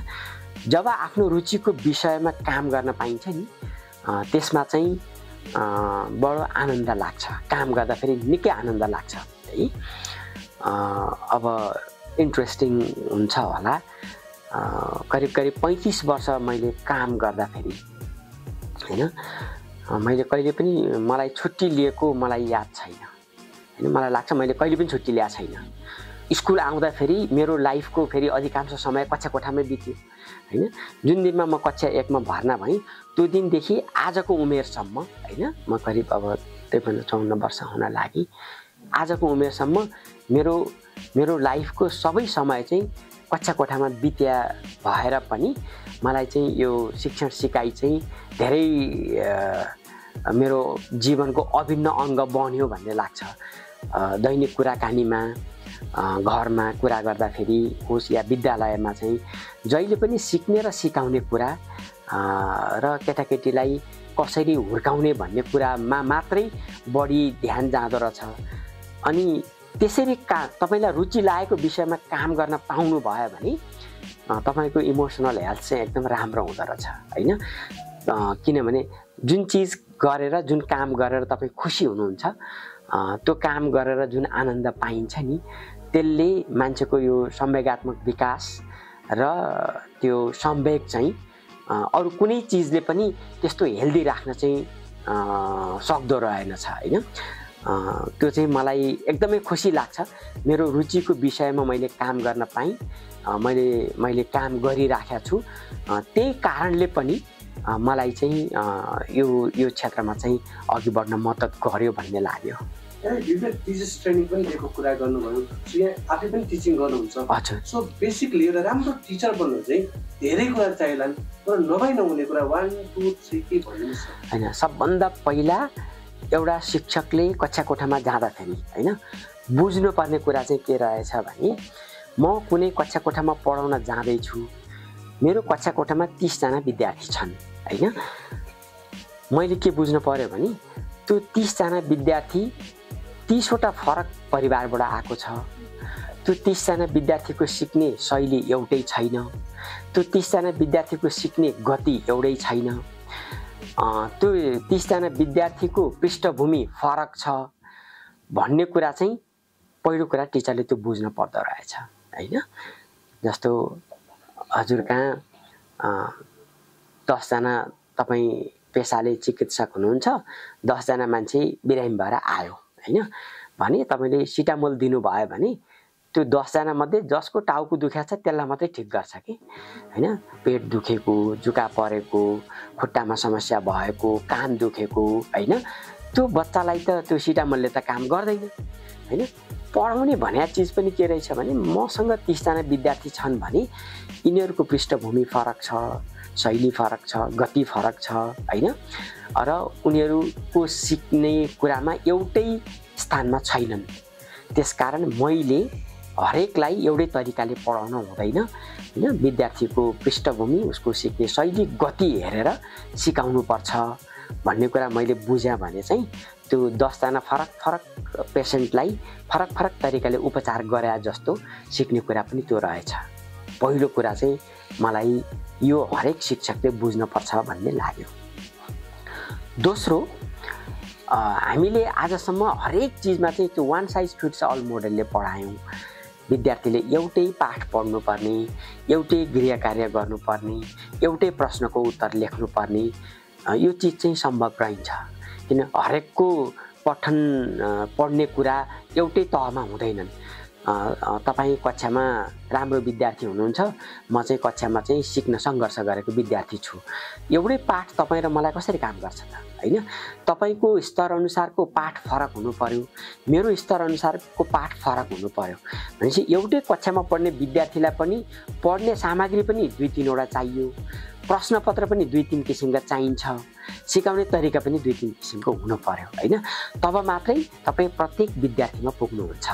नत्र भने चाहिँ के हुन्छ भने हाम्रो सिकाउने शैली र विद्यार्थीको सिक्ने शैली मिल्यो भने त्यो विद्यार्थीले सिक्यो, नभए त्यो विद्यार्थीले सिकेन हैन। यो चिज चाहिँ शिक्षकले बुझ्नुपर्छ भन्ने लाग्छ। दोस्रो कुरा चाहिँ, तेस्रो कुरा, शिक्षकले सिकाउँदाखेरि जहिले पनि 3 वटा चिजहरू चाहिँ विचार गर्नुपर्ने रहेछ। मैले सिकाउने चिज विद्यार्थीको अघि मैले भने उसको जीवनमा, उसको व्यवहारमा, उसको घरमा, उसको समुदायमा कहाँनिर जोड्न सक्छु हैन। जोड्न सकिँदैन भने त्यो चाहिँ विद्यार्थीलाई सिक्न गाह्रो हुँदो रहेछ हैन। त्यो चिज शिक्षकले विचार गर्नु पर्यो। अर्को शिक्षकले के विचार गर्नु पर्यो भने सिक्ने भनेको चाहिँ कक्षा कोठाभित्र मात्रै हो, सिकाउने भनेको शिक्षकले मात्रै हो, सिक्ने भनेको चाहिँ पाठ्यपुस्तक मात्रै हो भन्ने कुराबाट बाहिर आउनु पर्यो हैन। किताबमा पढाइने कुरा भन्दा बढी ज्ञान समुदायमा हुन्छ, घरमा हुन्छ हैन। जुन हामी फ्यामिली र कम्युनिटी फन्ड्स अफ नलेज भन्छौँ, त्यहाँभन्दा अथाह चिज समुदायमा छ, घरमा छ हैन। त्यसकारण सिकाइलाई समुदाय र घरसँग जोड्न पर्यो भन्ने लाग्छ एउटा चाहिँ। दोस्रो, सिकाउने भनेको शिक्षकले मात्रै भन्ने जुन चिज छ, सिकाउने भनेको चाहिँ विद्यार्थीले आफूभन्दा अलिकति बढी जानेको मान्छेसँग हो, व्यक्तिसँग हो हैन। बाआमासँग सिके पनि हुन्छ, दाजुभाइ दिदीबहिनीसँग सिके पनि हुन्छ, छिमेकीसँग सिके पनि हुन्छ। सिकाउने व्यक्ति चाहिँ शिक्षकमा सीमित गर्न हुँदैन, सिकाउने कुरा चाहिँ पाठ्यपुस्तकमा सीमित गर्न हुँदैन, सिकाउने कुरा चाहिँ कक्षा कोठामा सीमित गर्न हुँदैन भन्ने लाग्छ। त्योभन्दा अबको शिक्षक चाहिँ बाहिर आउनुपर्छ।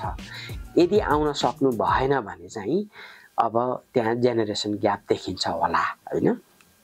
अर्को, शिक्षकले चाहिँ मलाई लाग्छ शिक्षकले भन्दा बढी अरू कसैले पनि पढ्न पर्दैन होला कि, किनभने म हैन 70 को पहिलो समयमा जन्मी, 1970 मा हैन, 72 मा जन्मिए। म जन्मेको समयमा टेलिभिजन पनि धेरै रेयर थियो होला हैन, रेडियोसँग जन्म्यौँ। अब अहिले चाहिँ स्मार्टफोनसँग जन्मिएको पुस्ता छ। त्यो पुस्तालाई मैले कसरी सिकाउने त हैन? त्यहाँ त जेनेरेसन ग्याप हुन्छ, अहिलेको पुस्ताले बोल्ने भाषा फरक छ हैन? भने मैले निरन्तर अध्ययन गरिनँ भने त्यो पुस्तालाई मैले कसरी सिकाउन सक्छु त हैन? त्यो चिज चाहिँ शिक्षकले बुझ्न पर्ने रहेछ। सबभन्दा ठुलो कुरा विद्यालयले अझ के बुझिदिनु पर्यो भने अहिले 2025 मा जन्मेको विद्यार्थी भोलि जब मार्केटमा जाँदाखेरि हैन 2050 मा जब मार्केटमा जान्छन् नि, त्यो 2050 मा जब मार्केटमा जाँदाखेरि अथवा त्यो बेलाको समयमा बाँच्नको लागि कस्तो कस्तो सिप चाहिन्छ होला भन्ने कुरा अहिले नै अनुमान गर्न पर्यो के हैन? सन् 2000 मा इन्टरनेट रेयरै थियो हैन? स्मार्टफोन थिएन हैन? त्यति बेला हामी दुईजना मान्छेले चाहिँ यताबाट उहाँ अमेरिकामा बोलेको मान्छे हेर्न सकिन्छ रे भन्दा आश्चर्य लाग्थ्यो हैन? भनेको त्यो 2002 मा 2025 मा सर्भाइभ गर्ने हामीलाई सिप सिकाएको 2002 मा। अब चाहिँ शिक्षकले के गर्नुपर्छ भने मेरो विद्यार्थी 2050 मा जब मार्केटमा जान्छ अथवा संसारमा निस्किन्छ युनिभर्सिटीबाट, त्यो बेलामा बाँच्नको लागि मेरो विद्यार्थीलाई के सिप चाहिन्छ होला, कस्तो ज्ञान चाहिन्छ होला भन्ने कुरा अहिले नै हामीले अनुमान गरेर काम गर्न सकेनौँ भने त्यो बेलामा बाँच्न सक्ने व्यक्ति बनाउन सकिन्छ कि सकिँदैन, त्यो चाहिँ शिक्षकले सोच्नुपर्छ होला जस्तो लाग्छ। व्यक्तिगत रूपमा यहाँको सबैभन्दा प्राउडेस्ट मोमेन्ट कुन हो? अब धेरै छन् त्यस्तो चाहिँ हैन? अब अलिकति रिकल गर्दै जाँदाखेरि जुन दिनमा म मासको अगाडि बसेर मैले बोलेँ हैन, बोल्दाखेरि मलाई जुन इन्करेजमेन्ट भयो र त्यो चिजबाट लाइफले एउटा बाटो समात्यो भन्ने लाग्यो हैन? म त्यसमा चाहिँ अहिले पनि मलाई एकदम गर्व लाग्छ त्यो हैन? दोस्रो पटक चाहिँ म बैंक स्ट्रिटमा अध्ययन गर्दै गर्दाखेरि मभन्दा अगाडिको ब्याचको साथीहरूको ग्रेजुएसन सेरेमनी थियो। त्यो ग्रेजुएसन सेरेमनीमा चाहिँ मलाई पनि निमन्त्रणा गरिएको थियो, म गएँ। अल अफ सडन एकजना विद्यार्थीले बोल्ने बेलामा चाहिँ मेरो फोटो राखेर सोर्स अफ इन्सपिरेसन भनेर उहाँले चाहिँ त्यो फोटो देखाउनु भयो हैन? अनि उहाँले जे चिज भन्नुभयो अनि त्यसले चाहिँ मलाई फेरि आँखाबाट आँसु पनि आयो हैन? मलाई गर्व लाग्यो त्यहाँनिर चाहिँ।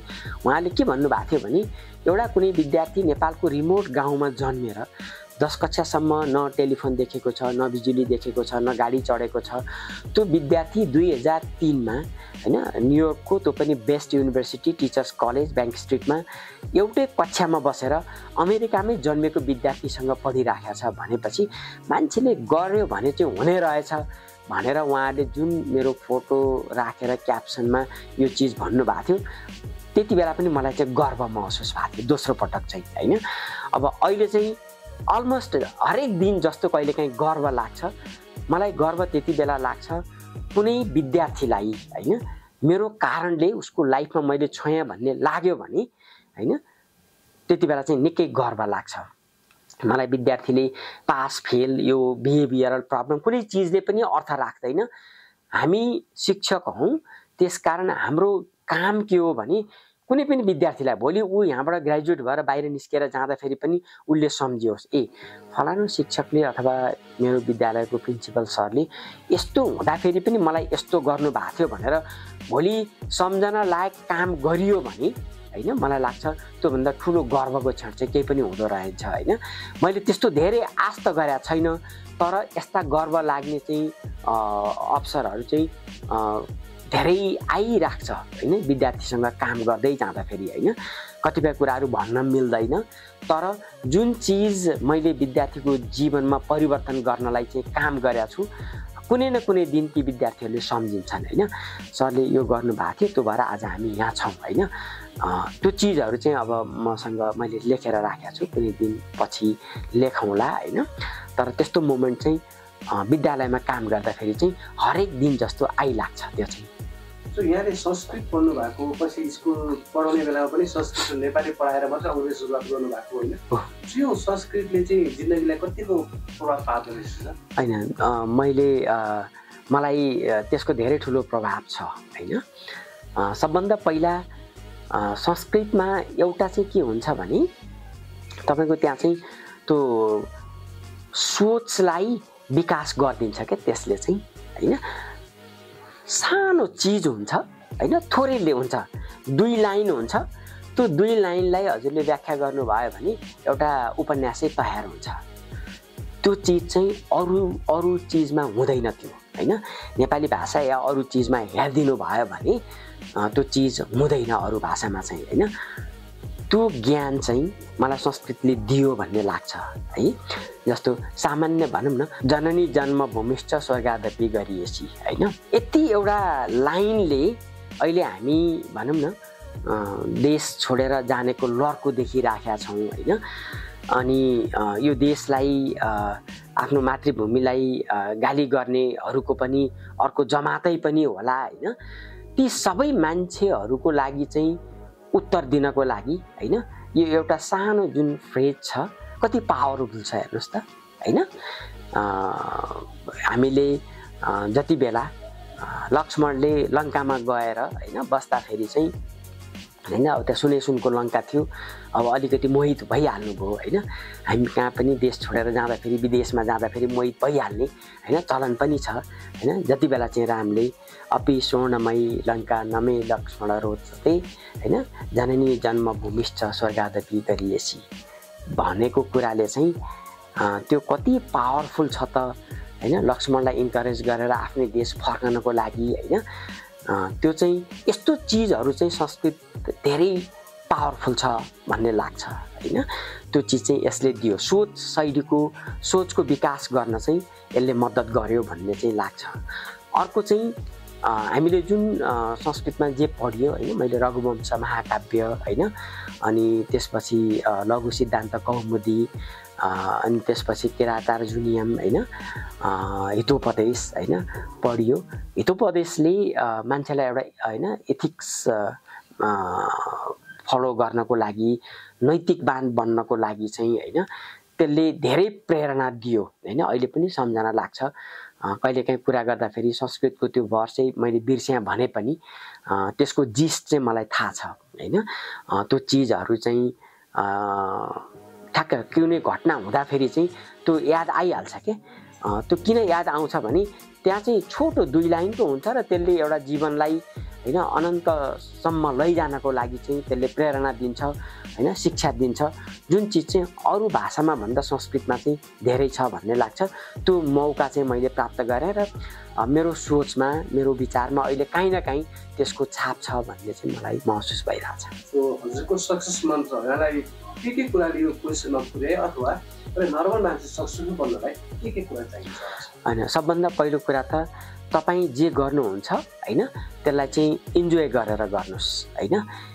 यदि तपाईँले आफूले गरेको काम तपाईँले मन पराइराख्नु भएको छैन, त्यो काम गर्दाखेरि तपाईँलाई चाहिँ रमाइलो लाग्दैन भने म चाहिँ त्यो काम गर्न छोडिदिनुहोस् भन्छु हैन। यदि तपाईँलाई मन नपर्दा पर्दै पनि त्यो काम गर्नुभयो भने पहिलो कुरा त त्यसले तपाईँलाई हार्म गरिराखेको छ, दोस्रो कुरा त्यसले संस्थालाई हार्म गर्छ हैन, र तेस्रो कुरा त्यो संस्थामा काम गर्ने अरू व्यक्तिहरूलाई पनि हार्म गर्छ हैन। त्यो भएर यदि काम गर्नुहुन्छ, शिक्षण पेसामा आउनुहुन्छ भने त्यसलाई इन्जोय गर्नुहोस् हैन। गर्नुहुन्न भने नगर्नुहोस् भन्छु म, किनभने त्यसले बच्चालाई पनि जस्टिस गर्दैन हैन, संस्थालाई पनि जस्टिस गर्दैन। जिन्दगीको पहिलो कमाइ छ याद आउँछ? याद छ। मैले मेरो जिन्दगीको मेरो पहिलो कमाइ चाहिँ मैले नियुक्ति पत्र पाउँदाखेरि 725 रुपियाँ थियो मेरो तलब। के गर्नु? म होस्टेलमा बसेर पढाउँथेँ हैन, मेरो त्यो खर्च भएन। मैले त्यो 725 रुपियाँमा मलाई अहिले पनि याद छ, म घर गएँ हैन, तलब लिएर म घर जाँदाखेरि चाहिँ मेरो हजुरबुवा चाहिँ चियाको पारखी हुनुहुन्थ्यो हैन। अनि मैले मेरो हजुरबुवाको लागि चाहिँ चियापत्ती र चिनी किने र अनि मैले बाँकी पैसा चाहिँ मैले मेरो आमा र बुवालाई लगेर मैले दिएको थिएँ। आमा र बुवाले भन्नुभएको कुनै डायलग कुनै बेला जिन्दगीको कुनै ठाउँमा याद आउँछ? अब मेरो बुवाले जसरी आफ्नो छोराछोरी हुर्काउनु भयो हैन, अहिले फर्केर हेर्दाखेरि चाहिँ हामीलाई एकदमै गर्व महसुस हुन्छ हैन। दुईटा चिज, उहाँले त्यो पढ्ने वातावरण जुन घरमा सृजना गरिदिनु भयो, मेरो बुवा पनि पढे लेखेकै हुनुहुन्थ्यो, उहाँले आफ्नो छोराछोरी हुर्काउनको लागि चाहिँ उहाँले कहिले पनि जागिर खानु भएन होइन। बुवाले जागिर नखाइकन समय दिएर हामीलाई हुर्काउनु भयो। त्यो हुर्काइले चाहिँ हाम्रो सम्वेक विकासमा जुन एउटा होल चाइल्ड डेभलपमेन्ट भन्छ नि त्यसमा चाहिँ काहीँ न काहीँ भूमिका खेल्यो भन्ने लाग्छ मलाई। यदि बुवाले पनि जागिर खान जानुभएको भए, हामी आमासँग मात्रै हुर्केको भए अथवा चाहिँ दुईजना मध्ये एकजनासँग मात्रै हुर्केको भए सम्भवतः त्यसले हाम्रो समग्र विकासमा काहीँ न काहीँ प्रभाव पार्थ्यो होला होइन। परिवारलाई हेर्ने दृष्टिकोणमा, समाजलाई हेर्ने दृष्टिकोणमा त्यसले चाहिँ निकै ठुलो प्रभाव पार्यो भन्ने लाग्छ मलाई चाहिँ होइन। भनेकै कुरा त मलाई याद छैन होइन त्यति, तर उहाँहरूले जुन वातावरण सृजना गरिदिनु भयो होइन पढ्नको लागि चाहिँ जहिले पनि कहिले पनि नेगेटिभ कुरा गर्नु भएन। हामी 5 जना होइन छोराछोरी हुर्किँदै गर्दाखेरि बुवाले आजसम्म पनि मलाई कहिले पनि नकारात्मक कुरा गरेको मलाई याद छैन होइन। कहिलेकाहीँ काम गर्दै जाँदा असफल हुँदाखेरि पनि त्यो खोट लगाउने काम गर्नु भएन होइन, अवगुण देखाउने काम गर्नु भएन होइन। इन्करेज गर्नुभयो होइन, प्रयत्न गर्नुपर्छ, कोसिस गर्नुपर्छ। उहाँको एउटा सोच के थियो भने व्यक्तिको एफोर्टलाई भ्यालु गर्नुपर्छ होइन, रिजल्टलाई होइन भन्ने चाहिँ काहीँ न काहीँ बुवाले त्यो बारम्बार देखाइराख्नुहुन्थ्यो। मेहनत गरेरै पढ्दाखेरि पनि कहिलेकाहीँ राम्रो नम्बर नआउँदाखेरि पनि त्यो चिजले उहाँलाई बोदर गरेन। कसले चाहिँ बोदर बढी गर्थ्यो भने नपढिकन बसेको छ र जाँच्दिएको छ, रिजल्ट राम्रो आएन भने त्यो त फरक कुरा भयो। मेहनत गर्दा गर्दै भएन भने चाहिँ त्यसलाई सहर्ष स्वीकार गर्नुहुन्थ्यो, जुन चिज हामीले त्यो सानैदेखि अनुभव गर्न पायौँ होइन। र अहिले पनि हामी अब त्यही चिज हामीले पाएर होला हामीले हाम्रो छोराछोरी हुर्काउँदाखेरि म कक्षा कोठामा म अहिले पनि विद्यार्थीको रिजल्टलाई भन्दा उनीहरूको प्रोडक्टलाई भन्दा होइन विद्यार्थीले एफोर्ट लगाएको छ कि छैन, मेहनत गरेको छ भने गर्व गर्नुपर्छ होइन, त्यसलाई भ्यालु गर्नुपर्छ। मेहनत गर्ने मान्छे एक दिन पक्कै सफल हुन्छ भन्ने लाग्छ होइन। कहिले पनि त्यो आउट प्रोडक्टलाई हेरेर होइन त्यसलाई भ्यालु गरियो भने चाहिँ कतै न कतै त्यो प्रोसेसमा समस्या हुन्छ कि मेहनत गर्ने उसलाई त के छ भने नम्बर देखाउनु छ होइन।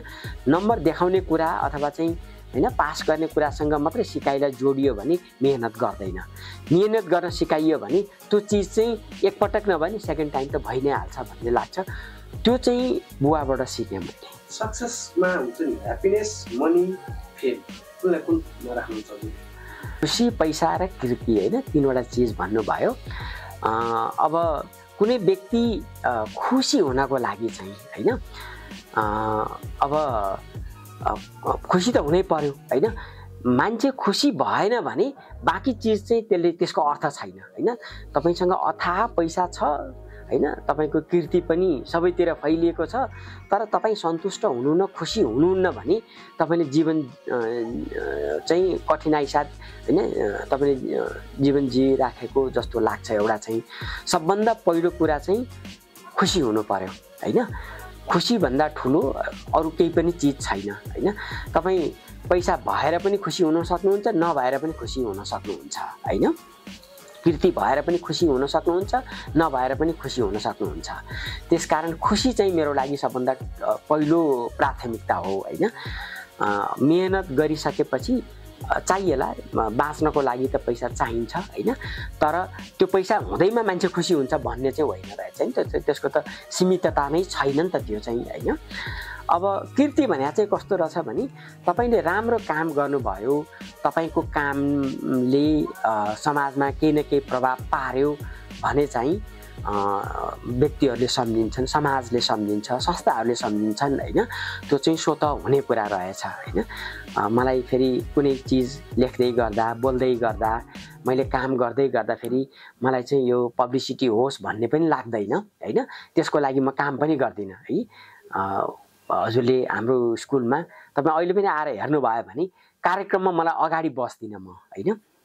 म पनि त्यहाँ एउटा शिक्षक हो, मलाई चाहिँ कार्यक्रमको हलमा पछाडि बसेर हेर्दाखेरि जति म खुसी हुन्छु, अगाडि बसेर हेर्दाखेरि चाहिँ मलाई त्यति रमाइलो लाग्दैन होइन।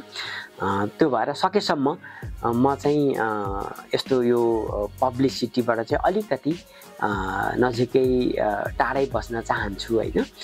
मेरो लागि खुसी हैन, र त्यो पनि संवेगात्मक रूपले खुसी भन्छु म हैन।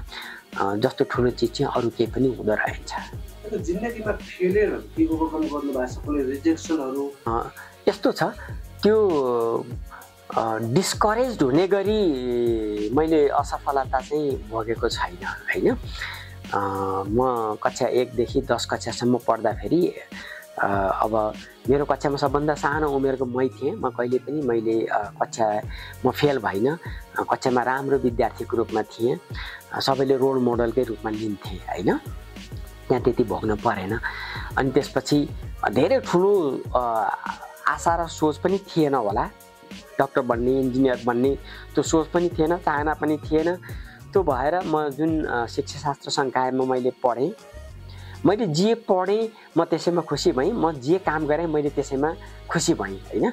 त्यो भएर त्यो डिस्करेज हुने गरी हैन, एकदमै त्यो लघुताभास फिल हुने गरी चाहिँ फेलियर भएको चाहिँ छैन। र मैले हुन त फेरि मेरो व्यक्तिगत नेचर पनि होला, मैले फेलियरलाई जहिले पनि यो अनदर अपर्च्युनिटी फर लर्निङ हैन। कुनै काम बिग्रियो अथवा म फेल भएँ भने मैले एउटा थप सिक्ने मौका पाएँ भन्ने रूपमा मैले फेलियरलाई एक्सेप्ट गरे भएर पनि त्यसले चाहिँ धेरै असर गरेन होला भन्ने लाग्छ हैन। त्यो भएर मलाई चाहिँ के लाग्छ नि, it's okay to make mistakes. गल्ती गर्दाखेरि केही फरक पर्दैन, किनभने मान्छेले सिक्ने भनेको चाहिँ गल्तीबाटै हो। यति चिज हामीले स्वीकार गर्न सकियो भने चाहिँ फेलियर इज नथिङ हुँदो रहेछ। कहिले आफ्नै व्यवसाय गरौँ भन्ने चाहिँ दिमागमा आएन? आएन हैन, मलाई त्यो चाहिँ कहिले पनि आएन।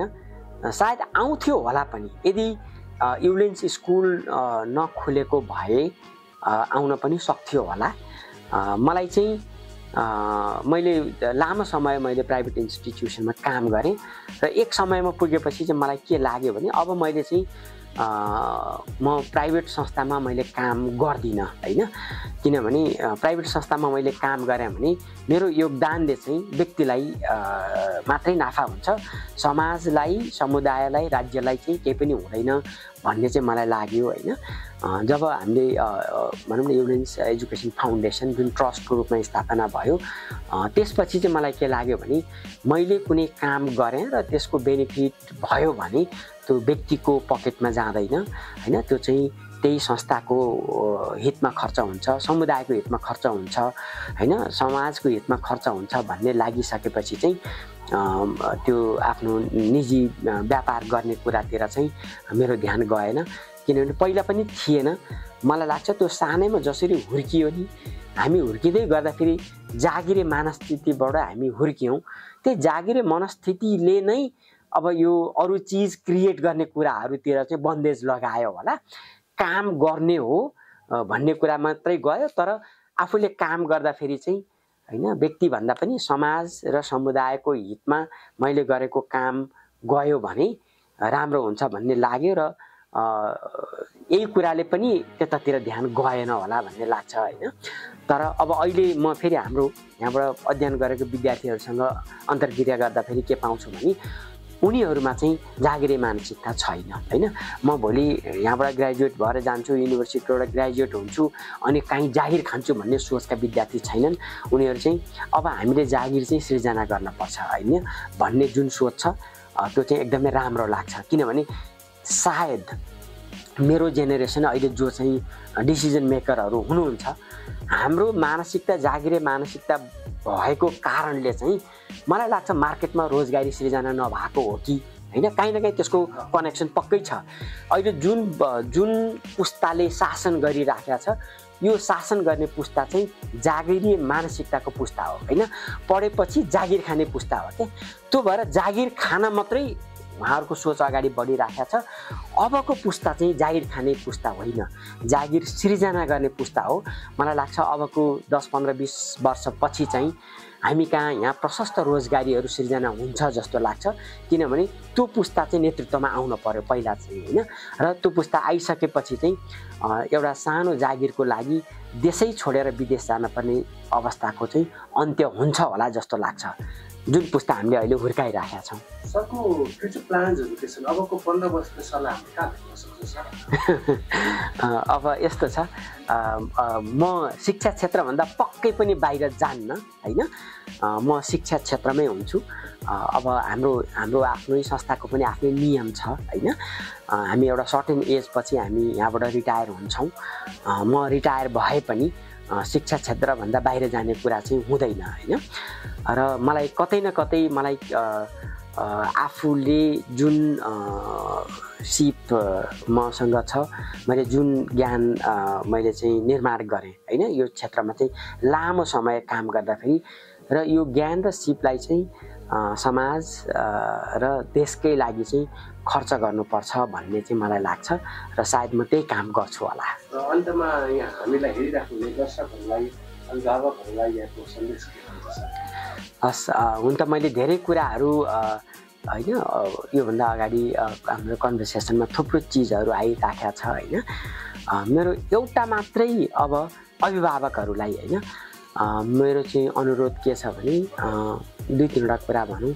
सबभन्दा पहिलो कुरा, अहिले जुन पुस्ता हुर्किराखेको छ, जन्मिराखेको छ, जसले छोराछोरी हुर्काइराख्नु भएको छ, उहाँहरूलाई चाहिँ मेरो पहिलो अनुरोध के हो भने अहिलेको पुस्ता चाहिँ अहिलेको अभिभावकसँग बस्ने भनेको चाहिँ 16, 17, 18 वर्षसम्मको उमेरसम्म मात्रै हामीसँग बस्छन्। त्यसकारण यो 18 वर्ष समय चाहिँ मजाले आफ्नो छोराछोरीसँग बिताउनुहोस् होइन। गुणस्तरीय समय चाहिँ व्यतीत गर्नुहोस् होइन। किनभने भोलि तपाईँको छोराछोरी के बन्ने, कस्तो बन्ने, कहाँ जाने भन्ने कुराको निर्क्योल चाहिँ तपाईँले कसरी आफ्नो छोराछोरी हुर्काइराख्नु भएको छ त्यो कुराले चाहिँ प्रभाव पार्दो रहेछ होइन। अहिले पनि मैले विद्यालयमा हेरेँ भने कक्षामा कुनै विद्यार्थीमा समस्या छ भने त्यो विद्यार्थीको समस्याको जडमा गएर हेर्ने हो भने त्यो विद्यार्थीको घरमा समस्या हुन्छ, अभिभावकको समस्या हुन्छ, समुदायमा समस्या हुन्छ होइन। त्यसकारण ती समस्या त्यहाँ हल गरेर विद्यालयमा विद्यार्थी आयो भने चाहिँ बल्ल उसलाई चाहिँ हामीले सिकाउन सकिन्छ, उसको समग्र विकासमा काम गर्न सकिन्छ।